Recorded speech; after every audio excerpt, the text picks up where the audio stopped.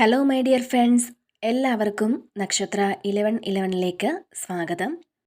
അപ്പോൾ ഇന്ന് നമ്മൾ നോക്കാനായിട്ട് പോകുന്നത് നിങ്ങളുടെ വ്യക്തിയുടെ കറൻറ്റ് എനർജി എന്താണ്, അതോടൊപ്പം തന്നെ നിങ്ങളുടെ ചിന്തകൾ, അവരുടെ മനസ്സിലുള്ള നിങ്ങളെക്കുറിച്ചുള്ള ചിന്തകൾ എന്താണ്, അതുപോലെ തന്നെ നിങ്ങളുടെ കറൻറ്റ് എനർജി എന്താണ്. അപ്പോൾ ഇതാണ് ഇന്നത്തെ റീഡിങ്ങിൽ നമ്മൾ നോക്കാൻ പോകുന്നത്. അപ്പോൾ തീർത്തും ഇതൊരു ജനറൽ റീഡിംഗ് ആണ്. ജനറൽ റീഡിംഗ് ആയതുകൊണ്ട് തന്നെ എല്ലാവർക്കും ഒരുപോലെ റെസനേറ്റ് ആകണമെന്നില്ല. സോ റെസനേറ്റ് ആണെന്ന് തോന്നുന്നവർ ഇതിലെ പോസിറ്റീവായ കാര്യങ്ങൾ നിങ്ങളുടെ ലൈഫുമായി കണക്റ്റ് ചെയ്ത് അട്രാക്റ്റ് ചെയ്യുക. അതുപോലെ തന്നെ ഇതൊരു ടൈംലെസ് റീഡിംഗ് ആണ്. അതിനാൽ നിങ്ങൾ എപ്പോഴാണോ ഈ ഒരു വീഡിയോ കാണുന്നത് അപ്പോൾ മുതൽ നിങ്ങൾക്കിത് റെസനേറ്റായി തുടങ്ങുന്നതായിരിക്കും. അപ്പോൾ നമുക്ക് റീഡിങ്ങിലേക്ക് പോകാം.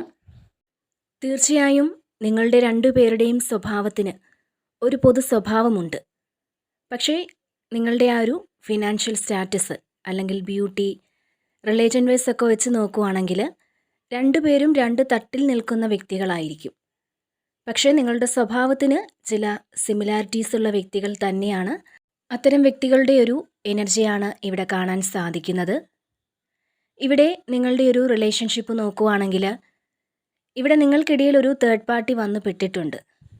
തീർച്ചയായും നിങ്ങളുടെ വ്യക്തി നിങ്ങളോടൊപ്പം തന്നെ മറ്റൊരു സാഹചര്യവും കൂടി ഫേസ് ചെയ്യുന്ന ഒരു വ്യക്തി, അല്ലെങ്കിൽ മറ്റൊരു റിലേഷൻഷിപ്പ് കൂടി ഫേസ് ചെയ്യുന്ന ഒരു വ്യക്തിയായിട്ട് തന്നെയാണ് കാണുന്നത്.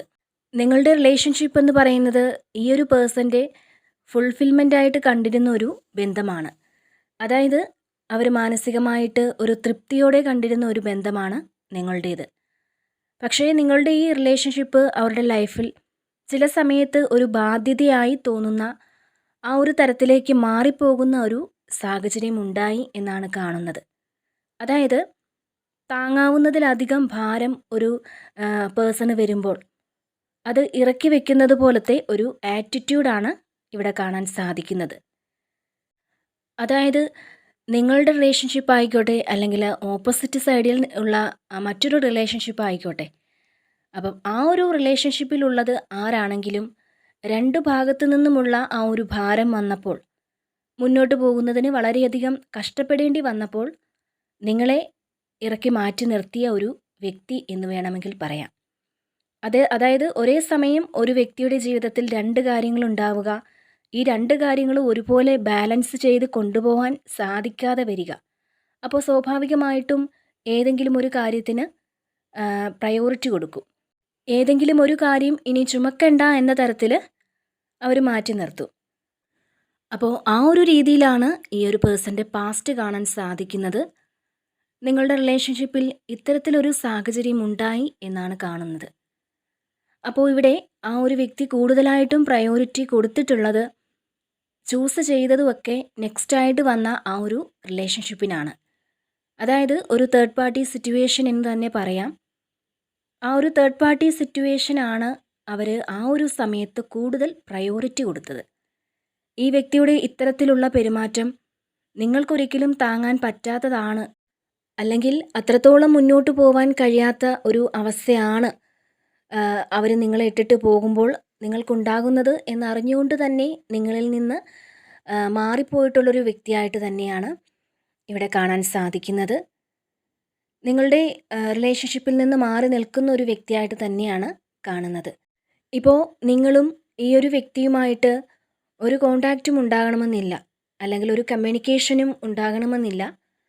ഒരു പക്ഷേ നിങ്ങൾക്കറിയാവുന്ന ഒരു കാര്യമായിരിക്കാം നിങ്ങളുടെ ലൈഫിന് ഭീഷണിയായിട്ട് മറുസൈഡിൽ ഒരു തേർഡ് പാർട്ടി ഉണ്ട് എന്നുള്ളത്. പക്ഷേ ഒരിക്കലും നിങ്ങളെ അവഗണിക്കുമെന്നൊരു പ്രതീക്ഷ നിങ്ങൾക്കുണ്ടായിരുന്നില്ല. എന്തൊക്കെ പ്രശ്നങ്ങളുണ്ടെങ്കിലും ആ തേർഡ് പാർട്ടിയെ ആയിരിക്കും ഉപേക്ഷിക്കുക, അല്ലാതെ നിങ്ങളെ ഒരിക്കലും ഉപേക്ഷിക്കുമെന്ന് നിങ്ങൾ വിചാരിച്ചില്ല. ഒരു കാരണവശാലും ഈ ഒരു പേഴ്സൺ നിങ്ങളെ ഉപേക്ഷിക്കില്ല എന്നാണ് നിങ്ങൾ ധരിച്ചു വെച്ചിരുന്നത്.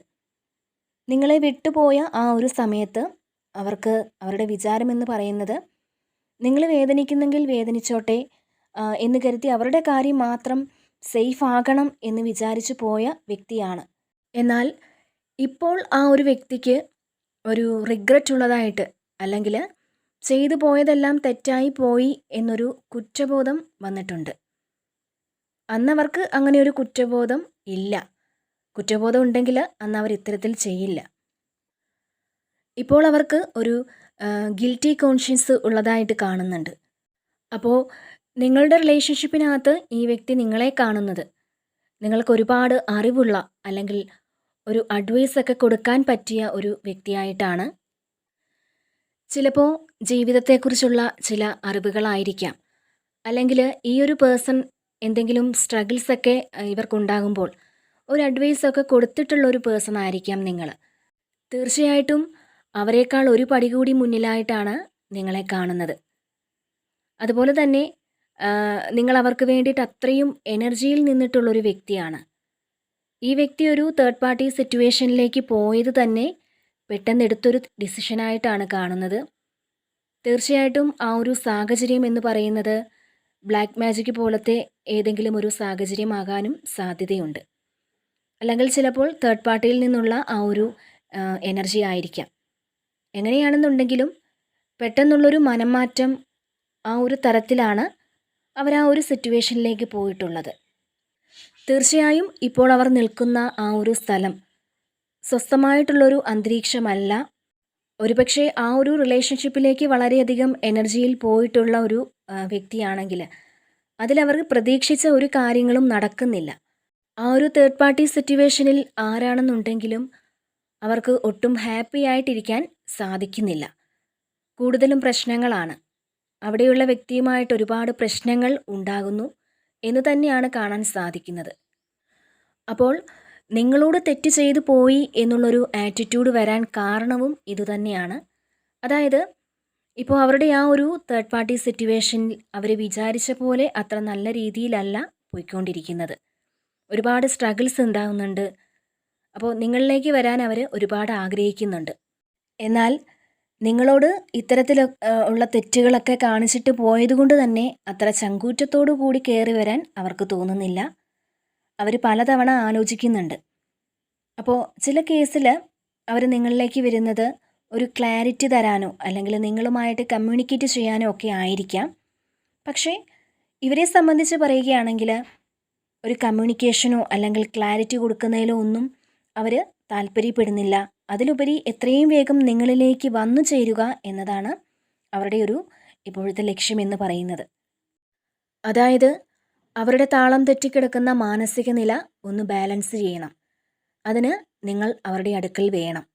അപ്പോൾ ഈ ഒരു പേഴ്സൺ നിങ്ങളിലേക്ക് ഇനി വരുന്നത് നിങ്ങളുടെ ബന്ധം തന്നെ പഴയതുപോലെ പുനഃസ്ഥാപിക്കാൻ വേണ്ടി തന്നെയാണ്. അല്ലാതെ ഒരു ചെറിയൊരു കമ്മ്യൂണിക്കേഷനോ അല്ലെങ്കിൽ ഒന്ന് കോണ്ടാക്റ്റ് ചെയ്യാനോ അല്ല. നിങ്ങളുമായിട്ട് ഒരു ബന്ധം തന്നെ പഴയതുപോലെ തന്നെ പുനഃസ്ഥാപിക്കാൻ വേണ്ടി തന്നെയാണ് ഇനി ഈ വ്യക്തി നിങ്ങളിലേക്ക് വരുന്നത്. തീർച്ചയായിട്ടും അവർ ചെയ്തു പോയ തെറ്റിന് നിങ്ങളോട് ക്ഷമ പറയാനായിട്ട് സാധ്യതയുണ്ട്. അതോടൊപ്പം തന്നെ അവർക്ക് വേണ്ടത് ഒരു പീസ്ഫുള്ളായിട്ടുള്ള ലൈഫാണ്.